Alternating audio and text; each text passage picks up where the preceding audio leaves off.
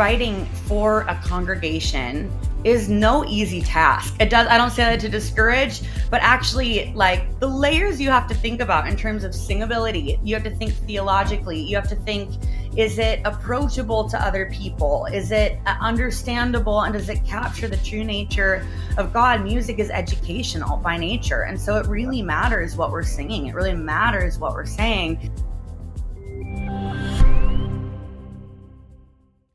What's up, everybody, and welcome to this week's edition of Worship Fuel. My name is Matt McCoy. I'm the host of the Worship Fuel show and the founder of loopcommunity.com. Today, we have a very special guest. I've got Kalley Heiligenthal with me. She's a worship leader, songwriter, and we're going to talk about some of her new music. We're going to talk about just worship leading advice and songwriting tips. So I'm really excited about this conversation. So let's go ahead and bring in Kalley now. What's up, Kalley? Hello. You really nailed that first and last name. That's very impressive. Heiligenthal. That Amazing. I've been working on it. I think, yeah, you say it better than I do. I'll need some lessons. So is it German? It's all German. Yeah. It's and it's like, from what I gather, very literally translated as Holy Valley, which is kind of a wild name. Yeah. So that's really cool. Married into that one. And where in the world do you live? Are you down south in Nashville? We were there for a little bit. We've tried a bunch of different places. We've been on a bit of a tour, but right now we are on the East Coast. We're out in Jersey and ministering in New York City, and so quite an adventure. Awesome. Yeah. And so tell us, just for worship leaders who maybe are just brand new to hearing your music, like, give us just like a little bit of story. Like, what is your journey as a worship leader? Yeah. I mean, I always like to say, I feel like I kind of came into this thing kicking and screaming. It was never the intention to lead worship. I think sometimes people assume, if you are in front of a microphone or your face is on something, that your issue would be pride or arrogance. For me, it's been insecurity is the one that I've needed to look at kind of through things. So I never would have probably had the sense of confidence to say that it was something I would have wanted or pursued. But it was kind of little step by little step. I honestly didn't really even start leading worship until end of college. My dad's a pastor, so I grew up in choir. I grew up singing background vocals, which is no small job, by the way. Harmonizing and doing it well that's a big deal. But in terms of leading, it was little step after little step of just the Lord inviting me in, like, hey, would you say yes to this? Hey, would you ask for more information? And again, a lot of it pretty reluctant, just because I just didn't think that I could do it, I think. But when people talk about, your calling or your destiny being like, am I going to miss it? Am I going to miss the will of God? I feel like you stick close to the Lord and you're going to find it, because he's going to get you there, And so, ended up starting leading and tried to drop it a good number of times. Ended up in Northern California with Bethel Church, and ended up on their label for years. And somewhere along the way, I decided, I think I do like leading worship. So did you go out there for their Bethel School of Ministry, or? Yeah. So I have my degree in Bible and theology. I was a high school youth pastor, and we just started seeing the Lord really move mightily. And I realized, wow, I don't want to go back to whatever it was I was doing before this, but I don't know what this is. I don't know how to host the presence of God like this. I don't know how to steward this. And I need to learn. And so we had never really even heard of it. Bethel Church wasn't kind of talked about in the same kind of way that it is now or is known. And so we ended up finding ourselves out there, said it was going to be 9 months, no more, then we were going to head back. And we ended up being there for 12 years, something like that. Wow. So, and I heard you say you're a pastor's kid. I'm also a pastor's kid. You are? Okay. Yeah, my dad was a pastor in the Vineyard Church movement. Yes. In Southern California. In California. Okay. That's amazing. What a legacy. Wow. What type of church were you in? So I grew up in ready for this, a Lutheran charismatic evangelical church. So kind of a lot of it And then my Yeah. degree is from a Baptist university. So, I think there's beauty in all these expressions, just in the way that individuals carry a picture of, the Yeah. image of God. I believe that's true about the different expressions. And there's such beauty to be found in all these different kind of chapters and areas Yeah. of the church. So I totally agree. There's a church like 3 blocks from my house that I've started to go to in the past couple months. And it's a covenant church, which I've never yeah. even heard of the covenant church movement or whatever, but I actually need to do some more reading on it. But I have loved though their services, and it's, they do like contemporary worship, but then they've got like more liturgical pieces to it. And um, I don't know, I just love it. And it's a beautiful little space. There's like 100 people with like stained glass windows everywhere. And it's Oh, just very different from the non-denominational thing that I've grown up with my whole life. yes. Yeah, And I there's really love such beauty to the traditions where you can feel it, whether it's the liturgy or, it. there's this depth there that I think Yeah. is really grounding and quite beautiful to discover. And I think anytime you're kind of jolted out of your norm, you're pulled from this muscle memory that can be really easy to fall into, this autopilot.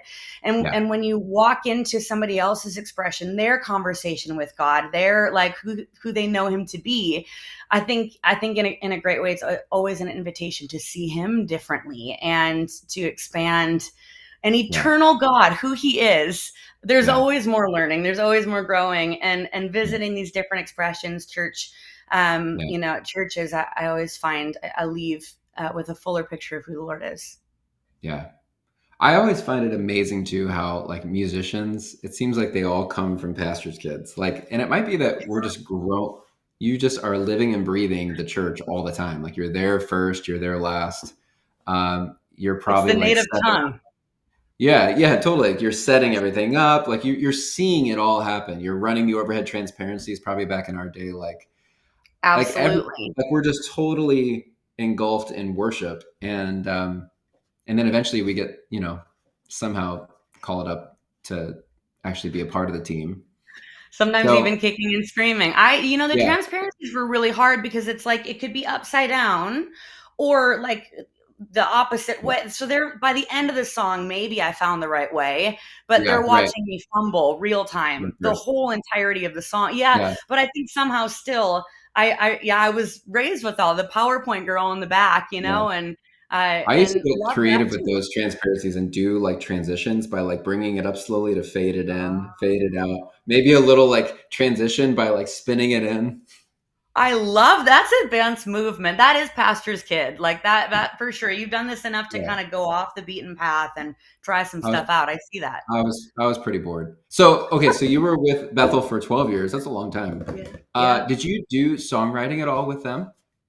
Yeah, that's kind of where I began. That's another Yeah. one of those funny, like, if worship leading was kind of reluctant, songwriting was like, absolutely no way. Like, absolutely no Really? way. Oh yeah, I think I disqualified myself really early on. I've come to realize about myself that if I don't feel like I can step into something and on the first try be the best, Yeah, yeah, like once in a generation kind of, yeah, expression of something, it I shy away from it. I don't want the learning process of growth, of trying, failing, trying again, yeah. that resilience that was needed there. I really didn't want to have to discover it. Think you were But gonna do? what was that? What did you think you were gonna do? I think it's always been ministry. It's always been the Okay. church. Like I've felt from a really early age, I love the Lord and I love his people and I want to minister. Um, Yeah, but Yeah, some of the more visible ones, I even, with the degree, all that, like speaking was probably more developed and more comfortable. yeah, Writing messages, all that, but then adding music to it was right. like definitely a learning curve. And I think sometimes for new writers or people who have that dream on the inside, whether or not they can even like admit it to themselves, to others, if there is that dream for leading worship or songwriting, I think it can be easy to look at people, to watch a clip, to observe your favorite, and it just looks so seamless. It looks so easy. It looks like they wake up doing that, and it's like breathing. And I think we can really disqualify ourselves saying, if I have it over my life, I would be doing it already. I would know how, and I would look like that. And the reality is this is a growth curve. Like getting to have beautiful friends that do these things. The reality is we all are learning, we all are growing. And so to any new writers or any new worship leaders, um, to not limit Yeah. ourselves by our own Yeah. evaluation. Is it a call of God on your life? Is he asking you to do it? He's Yeah. going to get you there. And we're going to grow in humility along the way. We're going to Yeah. grow in excellence. We're going to grow in running back to him to hear his evaluation of us, his voice Yeah. over what we're writing. We get to ask him first, does this move you? Because if it doesn't move you, I'm not interested in it. We're going to find our own unique voice. That's a process that takes Yeah. time, and I'm so glad that I had the Lord lead me down it. But Yeah. yeah, that's not an overnight thing. Yeah. Not every songwriter has to be a worship leader, but I feel like Yeah. sometimes worship leaders feel this pressure that they have to be songwriters. And that may Yes. not be on everybody either. But you might Yeah. feel this pressure though, like part of being a worship leader is to be a songwriter. Yes. What do you Yes. think about that?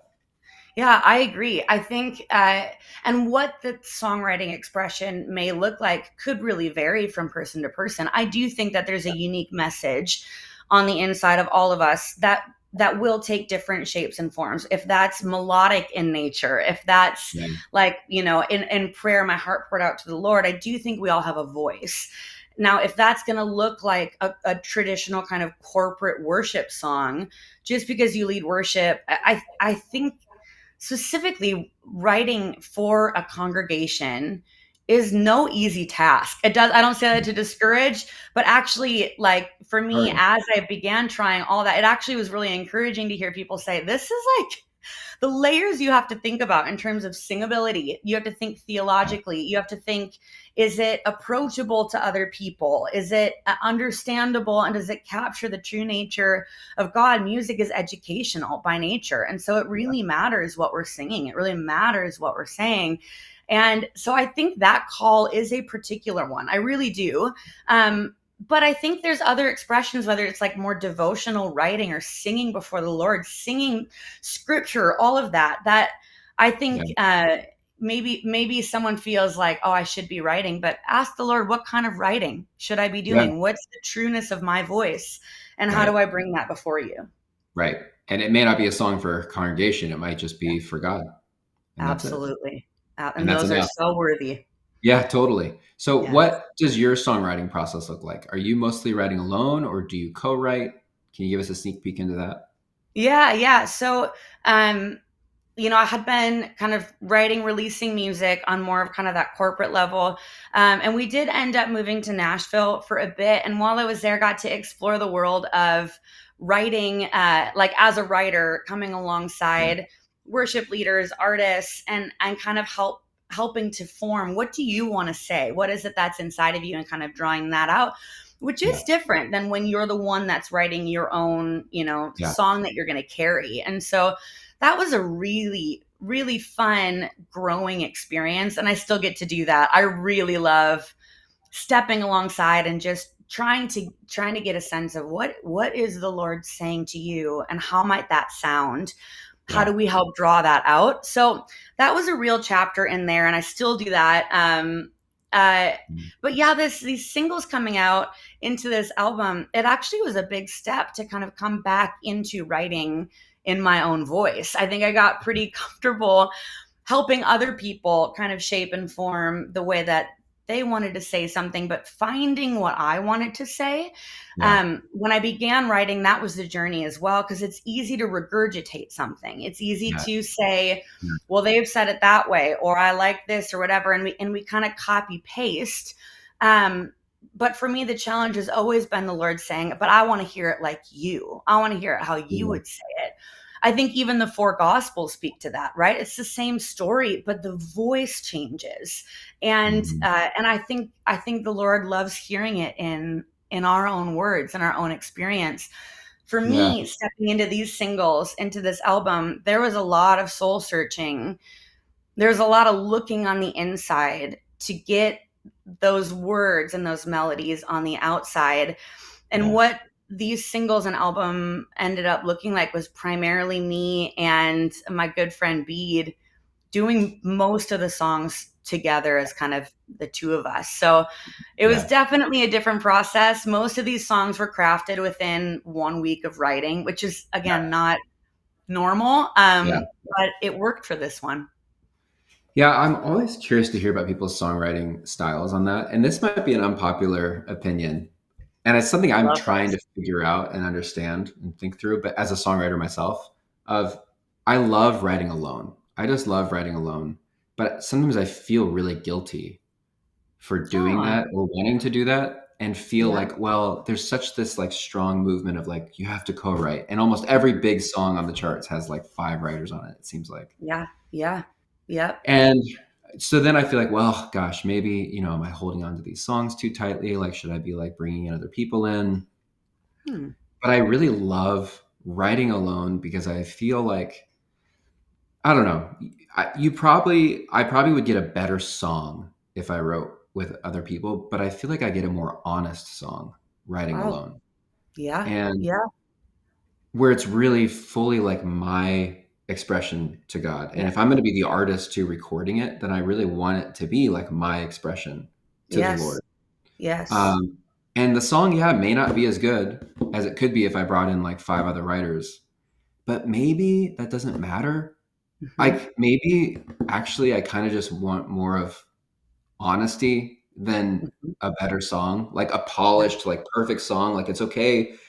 I'd rather have like a song that has some rough edges Yes. than one that's just like perfect. I don't know. I know that's an unpopular opinion, but I'm always No, just like I think it's curious profound. to What hear. I hear you saying is that you're valuing the authenticity or just the kind of like the raw, like this is my like unadulterated Yeah, heart poured out. And recognizing the cost might be, X, Y, and Z. The reach could be different, but whatever. yeah, But right. the value of like, oh, actually, I think getting the inside out is really important, and that's a way that you do that. I think it's stunning. I think co-writing for me changed the game because um I really learn every time I do it, and I think as I have been developing how to approach songwriting, how to write in a way where, to fill out kind of my writing, that's been a Yeah, really helpful way to do that, to come in as a learner and get an education from people who think differently than I do, who hear yeah, different things than I do. But it's interesting you say that, because I think there's a lot of good reasons to do it. I think when you do it because you don't know your own voice, or you don't trust your own voice, or you want to defer to how other people say it, I do yeah, think that can be problematic. I do. I don't want to hide my story and hide my voice. right. And I think even these singles, this album, I have so many friends that are incredible songwriters that I've gotten to write with. I know what they do. I love them, and I'm like, oh man, we could do something amazing. Yeah, What was really interesting along the lines of what I hear you saying is the Lord was really clear with me, like, hey, I I know they're amazing. You know they're amazing. But Kalley, because you second guess yourself, or if somebody live in the room is going to bring forth a great idea, right, like, you're not going to honor yours, even if yours is like a little inkling and it's messy and it might not even be better. I know about myself that I won't. I'll defer. And I right, felt the Lord put that boundary line for me of like, hey, you're going to work with Bede, who is this producer who wrote with me. And what I know about Bede, and a lot of other friends as well, but what I've learned and experienced from Bede is that he helps draw me out. hmm, So instead of, you know, saying something great, or we could hmm, do this, we could do that, he patiently draws things out. And I think a good writer does that. yeah, They're checking back, is this what you want to say, but how would you say it? And in a way, I feel like he brought forward even more of me than maybe I could have on my own. And to me, that was a yeah, great approach for these songs in particular. So I really resonate with what you're saying. Absolutely. yeah, yeah. So tell us about these 3 songs. I think this is so cool. So you did say that it's maybe coming into an album. So like there's a whole album Yeah. coming as well. That's Yeah. great. Yep. It should be. It's right around the corner. So we have another one coming out on Friday, Mhm. July 11th. Yeah, awesome. That's this Yeah. week. So yeah, that's right on the horizon. And Great, then an album to come. great. And You've so, got three uh, singles so far. Even there, tell us about Even There. yes. So even there was the first one out of the gate. It was the first one we actually wrote. So this is before there was any like, I'm going to write my own stuff again, or I have something to say. Before any of that, I had a write with Bede and then our friend Patrick Mayberry, who is the Oh yeah, best. Patrick and I go way back in Chicago because I'm in Chicago, and he and I used to hang out all No the time. Yeah, way. Yeah, so yeah, that's where he's he's fun. from. He Yeah, is awesome. He's awesome. yeah, And both of them just felt like brothers. Like they're just brothers yeah, to me, you know? And yeah, they actually approached me because we've been in a lot of writing rooms where we were the writers helping other people kind of with their songs, or Patrick yeah, was. yeah, But it wasn't me. And yeah, so I had them both like, hey, Kalley, could we help you write a song? And I was like, ooh, yeah, I don't know. Like I don't know about that, but I love and I trust them. And so I said, okay, let's do it, you know? And it's been a while, but let's try. So we got in, and when I was driving there was this like spontaneous moment from years before in a live worship set that I kind of sat on. And sometimes with those spontaneous moments, you don't either they're amazing because you know that they work in a corporate yeah, setting, and then those are like gold, but sometimes they just don't want to be in a song and they're just yeah, meant to be in that moment. So I've kind of always held on to it and been like, okay. And it was a really near and dear one. And I just like, I don't know, maybe another day or if the Lord says something. yeah, Well, on the way yeah, in, he did.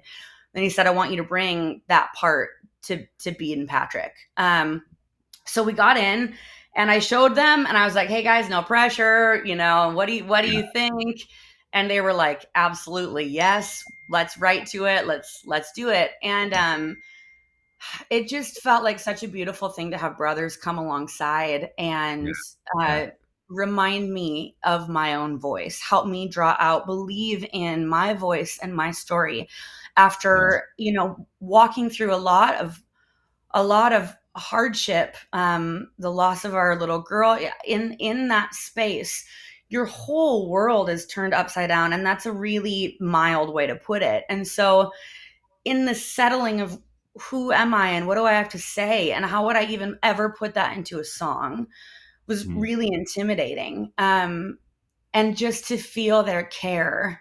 I've told them before, it felt like, the friends that lower this leper man down through the yeah, ceiling to just get that healing that they believed for. I felt like in a way they opened up the ceiling and brought me through. And it was mm, really a healing process of this song of trying to tease out and find what I would say about something that is past words. It's beyond words. yeah. Um, but that I didn't have to do it alone, and that people love me and believe in my voice, and that I'm not finished. So that's Wow. kind of how that song came to be. Yeah, that's amazing. What about the other ones? Is there another Yeah. one you're really excited about of the other? Yeah, yeah, yeah. So Worthy of Everything was one that we had this writing week, Bede and and I had, again, it was a spontaneous moment that I had kind of thrown it in at the end of Yeah, songs in a live worship set, and it really felt like it always connected to me. It felt like it connected in the room, and you know I think just a song of surrender, and before having sung them, I think we know surrender to the degree that we know surrender, and we yeah, bring all that we have in that moment. But I could feel that I needed a new expression of mhm, surrender because of the things that we've been mhm, walking through. And so the idea of worthy of everything means something different to me now than it did 2 years ago, than it did 5 years ago, than it did 10 years ago. And to me, it almost is a song of the renewing of my vows to the Lord, where this is not a one time yes. This is not well, yeah, I'll give a yes and let's see what happens. Like I mean this. And no mhm, matter what comes, when we stand at an altar, we don't know what's coming our way. We don't know what life is going to throw, but we stand and we say, for better, for worse, for rich or for poor, till death do us part. And I look at the storyline throughout scripture. It started in a garden and it ends mhm, with a wedding, and union is restored. yeah, yeah, And so to me, it was this like, man, I give my yes all over again. You're still worthy of everything. And I couldn't have imagined that everything would be that costly. But where else would I go? Who else do I have?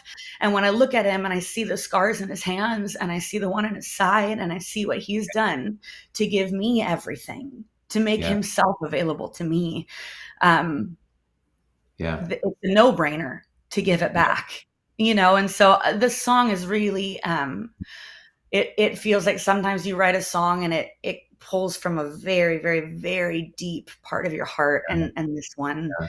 is definitely that. Wow. Yeah. If you could go back and talk to like a 16-year-old version of yourself, or even like a younger version of yourself as a worship leader or songwriter, what would be some advice you would give them for the road ahead? Yeah. Um, I think what I would say is, if there's anything that you're aspiring to, any hopes, any dreams, um, that you're waiting on with any degree of, this will hold fulfillment, this will Yeah. bring my purpose, Yeah. this will give me vision, this is what I'm made for. If there's any aspiration that doesn't start and end and everything in between is Jesus, it's not what you really want. Like I would have told myself, Kalley, you could spend your whole life chasing good things, like good things in the name of Jesus. Ultimately, none of those things are ever designed to satisfy you. There's no amount of people in the room. There's no stadium filled with Right. people. There's no chart that you could reach the top of. There's no amount of listeners or followers that will ever, ever, ever compare to when his eyes are on you and his voice comes and speaks who I am. Mm. That informing me, that not numbers, not crowds, those are all fine and good, but they Yeah. will not satisfy. They are not the thing that we are designed for, that we're made for. The thing that we're designed and made for, the purpose, the calling, the assignment on our life, we already have in the man Jesus. Everything that I need, I have right now. And so I would tell her that. That's been a process, a journey. The Lord's been faithful to walk me through that. And sometimes I think we just have to. Sometimes I could even go back and shake my own Yeah. shoulders, but I still would need to walk it out. But from Yeah. what I've seen and what I know, it's true that it's true that it's true that it's true that nothing else satisfies like the face of Jesus. Not even ministry, not even singing about him, not even anything surrounding. It is the man Jesus that is everything that we need. Yeah. Amen. Amen. Wow. Kalley, Woo. I'm so pumped for you. I'm glad that I'm just really thankful that we have people like you writing music for the church. And I'm really excited for you about this project. These great songs. I can't wait to hear the rest of them. Thank Um, you. and we've got all the tracks and charts up at Loop Community, and we're going to do everything we can Oh, to push them out and song select CCLI. So we want to so get, appreciative. yeah, we want worship leaders to hear these. So I just appreciate your heart. Thanks for sharing You. all of Thank that. you so much. I want to say thank you for resourcing the church. I know as a pastor's kid, and from one here, I just want to say, Yeah. like, it's no small thing to resource and surround the people of God with, with the words, the melodies to move his heart, to draw his people unto himself. Thank you for resourcing the church, and thank you for helping bring the reward of Jesus to him, in his bride and his people. We're so grateful for all that you do. And thanks for taking the time to ask and listen and share today. I appreciate it. It's my life's honor. I appreciate it. Nice to meet you, and God bless. Thank We'll talk to you you. soon. Thanks so much. Okay. Talk soon. Bye. All right, guys, great conversation. Excellent conversation with Kalley. Make sure you go listen to her new music. She's released 3 singles this year. Even there, go search wherever you get music. Go right now, find her music, listen to it. We've got all the tracks, the charts at Loop Community and Song Select CCLI. We want to make sure you have the resources you need to play these at your church. Type down in the chat what's one thing you're walking away from this conversation with. What is one thing that inspired you, that made you maybe ponder, maybe to look inside and think about your worship leadership or songwriting. We're glad you joined us, and hit the subscribe button to stay tuned for future Worship Fuel shows. We'll see you next time.